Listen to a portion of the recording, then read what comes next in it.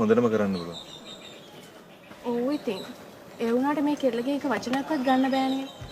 ඒ මාතෘකාවට එනකොටම මේ කෙල්ල මොන හරි විලෝ කරලා බැන්න යනවා.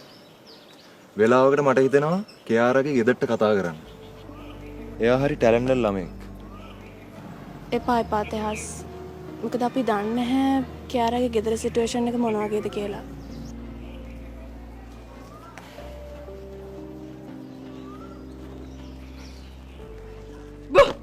අම්මෝ මැට්ටි මම බය වුණ තරමක්.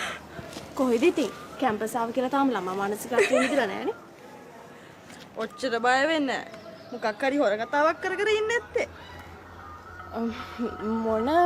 මොන හොර කතාවද? අපි ගාව නෑනේ හොර කතා නේද තෙහස්?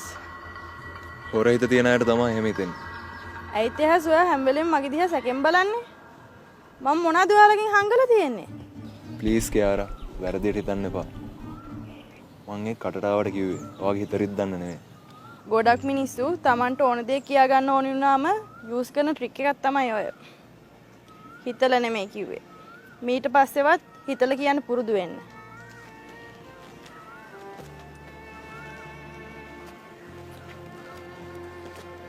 මම මේ දෙන්නටම කියන්නේ. ඔයාලා ආශ්‍රය කරන්නේ මාව සැකෙන් නම් මට එහෙම යාළුකම් එපා. මොකද මට හොඳට තනියෙන් ඉඳලා පුරුදුයි. කියාරා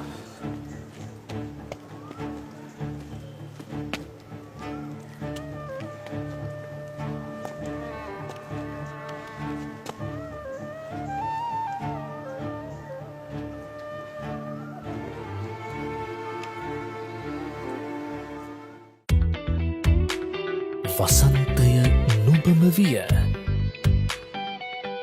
නරු බත් එක මේක නම් බල්ලෙකටවත් කන්න බෑ. තව එක බත් ඇටයක් කන්න එපා. කනවා තවකට යනවා. අනේ අපේ ආච්චි නම් කියලා තියෙන්නේ කන වෙලාවට වනේ වනසතුරටවත් එහෙම කරන්න එපා කියලා. එහෙනම් ක්‍රොනික්ට කියන්න කට වහගෙන කන්න කියන්නේ.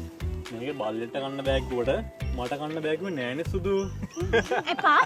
ගානවා ඉඳුල් ඇඳු මේ කොහාලගේ හිත බහෝචනෙන් කතා කරන්න නැතුව අවශ්‍ය කෙනා ගැන හොනන් ඉවරයි. බලපං මුගේ කටවල් අපි වගේ අංශක ළමයිට කතා කරන්න ඕනේ සිව්මැලි විදියට. අපිට දරා ගන්න බෑ. උඹලට මොනවද දරා ගන්න පුළුවන්? ෂිය නැත්තට මහන්නේ අපි ගැන නේද? නෑ එහෙම එකක් නෑ. සිතින් විතරක් පෙම් කරන්නම් දුරින් ඉඳ ඔබ දෙස බලන්නම් එහෙමනේ. තෙයස් කියනවාගේ උඹලට පිස්සු බං.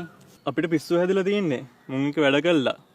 කාංචි කොල්ලෝ දෙන්න කෙල්ලෝ දෙන්නට වහ වැටලා තියෙන්නේ. හැබැයි ඇහුවොත් කියන්නේ එහෙම එකක් නෑ බං කියලා තමයි හැමෝම ඉස්සරහ කියන්නේ නා. අපි නම් දන්නේ නැහැ ෂියන්. ඔන්න ඔයාගේ ආලුවම තමයි කියන්නේ. මුන්ගේ කටවල් අහන්නත් බෑ මුන් හදන්නත් බෑ. මේ ඇත්තනකෝ අබිලා. ඔන්නෝම කෙලින් අහන්නකෝ අබී ගියා තෙහස්ව හම්බ වෙලා එන්න කියලා. කියාරා ඉතින් සුපුරුදු ලෙස මුල්ලකට වෙලා හුදකලාවට පෙම් බඳිනවා ඇති.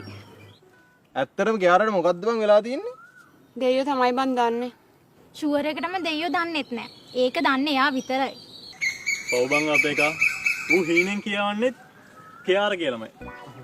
ඔච්චර බොඩි කියන්නේ වට ඕනියා.